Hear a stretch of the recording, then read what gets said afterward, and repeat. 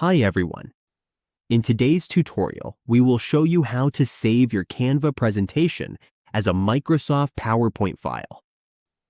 This is perfect if we need to present offline, or if we want to share our slides with others who use PowerPoint. Now, let's get started. On our Canva dashboard, for example, here is our presentation. This is an example presentation we have, and we want to save this as a Microsoft PowerPoint file on our desktop or laptop. All we have to do is click Share in the upper right corner of the dashboard. Once we're here, we just need to click Download. Now, we have to choose PowerPoint here, which is the PPTX or the Microsoft PowerPoint documents. We just need to choose that one. Once we've chosen that, if we have a business plan, we can click Download here.